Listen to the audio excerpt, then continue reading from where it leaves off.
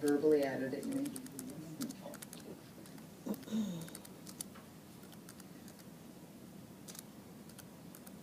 Sorry for the delay out there.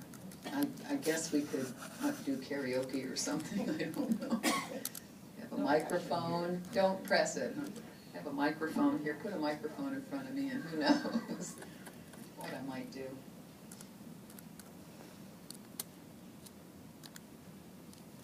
We'll take a minute for the copier to warm up because they've all been turned off for the day.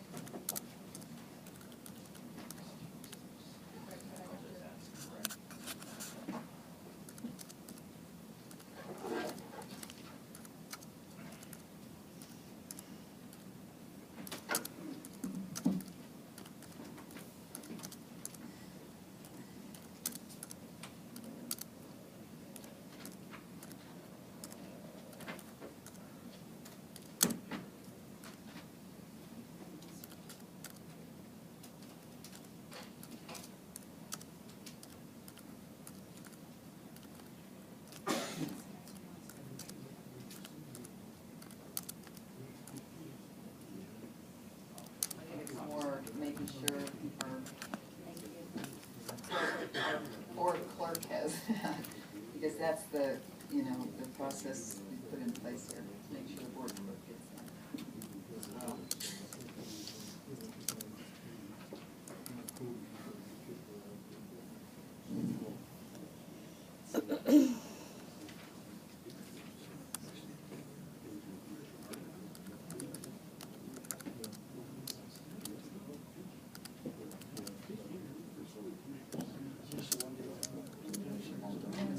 It's okay to go ahead. So I am looking at Robert's Rule of Order, page 154. And it's paragraph 154, and it's paragraph 4, lines 25 through 30.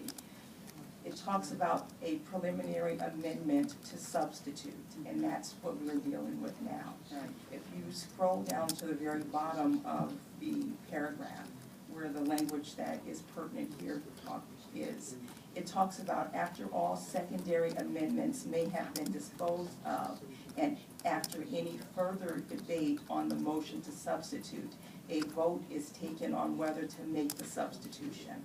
So I do believe that Ms. Hanson, you're correct in the sense that Ms. Mayo has made a substitute motion, and we have to have a vote on whether or not to accept the substitute motion. If the board votes to accept the language of the substitute motion, then you all can move on the actual substance of the motion. Thank you, you said it much better. So, just so I understand, I thought that it was, we vote on accepting we vote on the substance of this substitute motion. Then we would vote on accepting the substitute motion as the primary, as the final action. That is only correct if somebody else hasn't made a motion to substitute what you have amended. So Right. first there was Ms. Hanson's motion, and then you made a motion to amend. And now, from what I understand, Ms. Hanson is making a motion to substitute for your amendment. So we have to deal first with the issue of what you're making the motion for. Okay. Actually, Ms. Hanson and Mrs. Mayo provided a substitute motion. Right. And then Mrs. Mayo just amended her substitute motion. Right, but at the very beginning of what just happened in open session, did you not, and maybe I got this wrong, did you not just say, Ms. Hanson, that you wanted to make some kind of substitute to what Ms. No, the way it works is there's an original motion, which is what I made. Mrs. Mayo presented a substitute motion, and the way it works in Robert's Rules around substitute motion is the way you just explained it. It's a two-step process. It's a little more complicated than just an amendment. It's a two-step process where first you have to accept the substitute motion, irregardless of wanting to do an amendment. It's a substitute motion that you want us to accept in lieu of the original motion to cure and correct. So you have to determine that you accept the substitute motion. And that's where we're going to begin, with So- accepting the substitute motion. So the strange part about it is it's a double vote. And that's what you're seeing in there, is you first have to accept the substitute motion, because it's different than just taking a motion maker's motion and tweaking it in a different way. that's a different Robert's Rules procedure than substituting a motion. So So let me just clarify, I'm sorry That's right. to cut you both off. If there is no recommended amendment to what Ms. Mayo suggested last week, then Ms. Mayo is correct.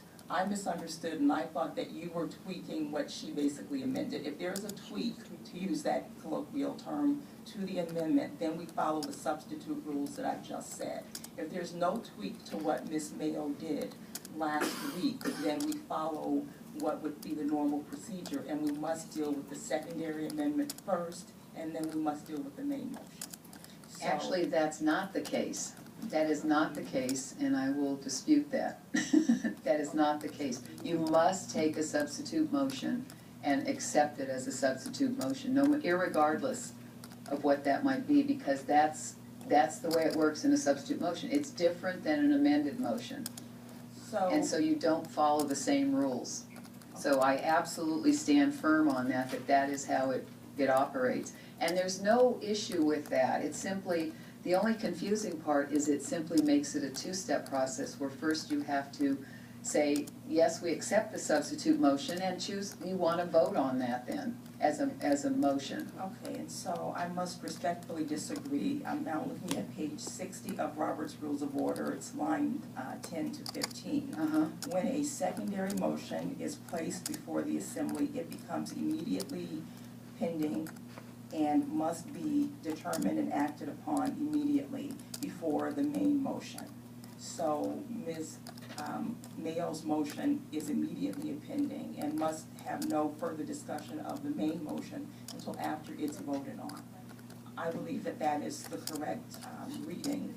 Now that I understand that there was no tweak to your original.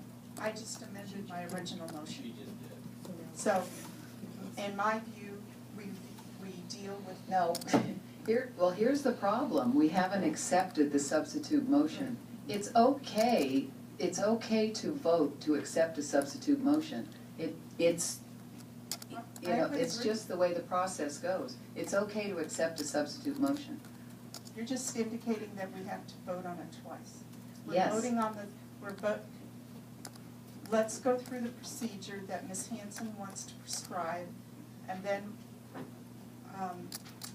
the body will have to the members of the body will have to determine if one wants to appeal the decision. Okay. So, how's that? That'll get us moving along a little bit. Well, because the simple fact is, the substitute motion does not exist unless you accept it as a substitute motion, and we haven't gone through that procedure of accepting it as a substitute motion. It's just a little different and a little strange, a little archaic, but there it is. We normally have a parliamentarian in our state PTA annual conference, and none of them have ever applied that process. that you're Okay. describing. So may I Well, speak to my motion? That's where we go. Well, the first thing is we had to make a determination that we were going to accept this as a substitute motion. No, And not both, yet. and so what can happen right now, if we don't want to take a motion, if we don't want to take the motion on accepting the substitute motion, sorry for this, what you do at this point is they still both stand, and that's what I originally said. There are two motions.